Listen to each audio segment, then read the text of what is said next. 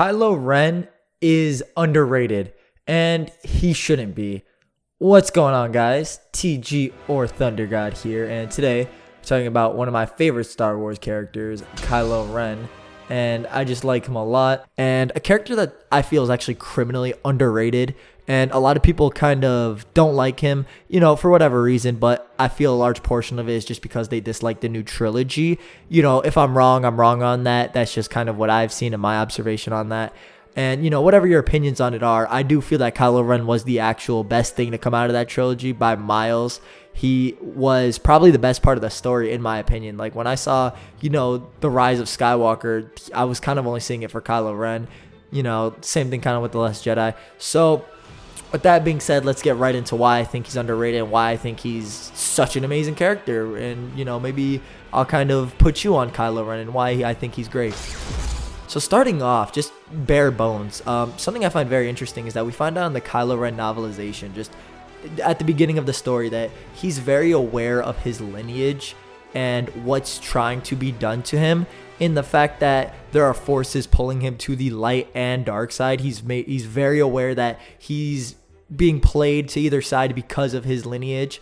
And I find that interesting because that is a trait Anakin did not possess. Anakin actually was a slave for the most part and was unaware that he was being played to both sides, which is a trait Kylo Ren actually does not share. He's very aware of why the dark side wants him, why the light wants him, and his part in all this, which I think is very cool. It shows a great sense of maturity and just overall intelligence to realize that he's being, pulled to both sides, which takes a lot of, foresight and hindsight, I suppose, to kind of realize, which I think is a very cool trait that was revealed in the Kylo Ren novelization. But moving past that, I want to get into his design as well before I get into his great character arc and, what else he has in the movie to offer.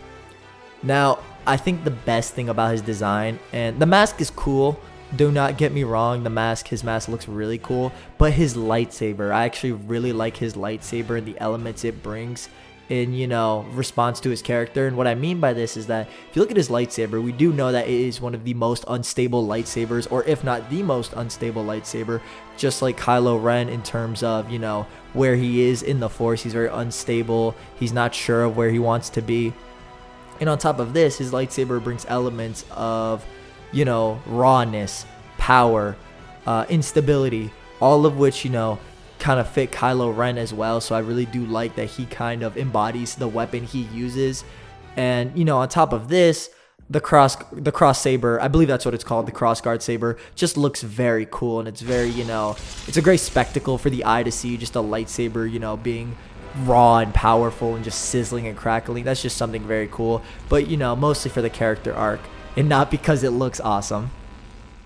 And to kind of dive deeper into that in his character, I find him very realistic and grounded in the fact that he grew up with a very nice upbringing, and because of that, it's very hard for him to commit to either side of the Force, because he doesn't really have a reason to go to the dark side. Because, when I say that, I mean, obviously the Luke incident was the main, inspiration for it and what caused it.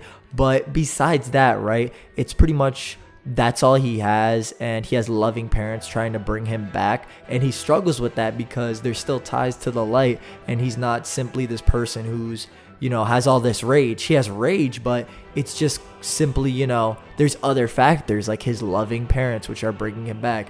And I find interesting that he's very much struggling, which is realistic, and I find very cool in Star Wars that, this is a character who can't fully submerge to one side or the other, at least until, the third episode.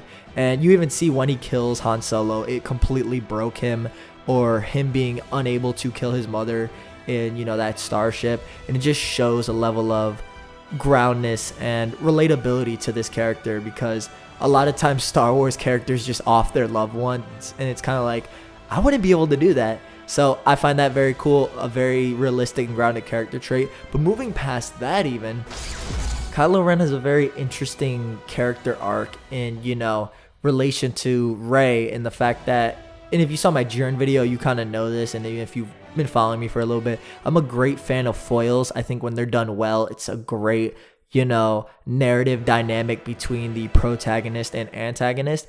And, you know, The Last Jedi, for all its flaws that people will give it, and I will be the first to critique it, I did like this aspect of it. And The Rise of Skywalker also kind of continues this in the fact that Kylo Ren and Rey are foils to one another, and you kind of see this with Kylo Ren seeing that the past is an issue. You know, he's unable to grow if he's hindered by these old men trying to sway him to one side or the other. So he kills the past, aka Snoke, which I find very cool, as, you know, you don't really see that. You see these apprentices being naive, and you see the exact opposite with Rey, with her being unable to get past her lineage and her parents, so she's bound by it, whereas Kylo Ren has set himself free, which is something I very much enjoyed and thought it was interesting to see that their dynamic. And I actually wish this was fleshed out a whole lot more in the, you know, latest movie, and I guess it was to a degree, but this is also continued over into The Rise of Skywalker, in which, you know, he actually foils her again in a really good manner. I'll give this to The Rise of Skywalker too. I like the foil that they do, in which Rey is beginning to, you know, immerse in the dark side, whereas Kylo Ren actually is returning to the light. So there's a great divergence again, and I think it's a really interesting story dynamic that, you know, he's pretty much taking the opposite path, and you have their, you know, philosophies battling, and, you know, it's just really great dynamic, and a bit cut above from what, you know, was previously done in Star Wars. As, you know, I'm a big fan of ideological clashes, and especially when they're introduced into a series and done right. I love that, and I believe that's what they were going for with The Last Jedi and The Rise of Skywalker, which, if I will give those movies anything, I will give it to them, that I did enjoy this, you know, foil ideology conflict that they introduced with Kylo Ren and Rey, which is another reason I like him. Probably the final reason I actually really enjoy Kylo Ren is he succeeds where Anakin has failed. And what I mean is, Anakin, aka Vader, lived his whole life as a slave to the Jedi and the Sith alike, and as such pretty much only was free towards the end of his life on the very couple minutes, whereas Kylo Ren realized this, and that's kind of why he wanted to, you know, erase the past. But you see this more so with him in the final arc, to where he redeems himself in the light and is actually able to save the woman he quote-unquote loves, whatever your opinion on that ship was. He actually did succeed in his character arc. He was able to redeem himself in the light and save the person he loves most, which is a great, you know, dynamic that he shares with Anakin, and the fact that Anakin was unable to achieve this.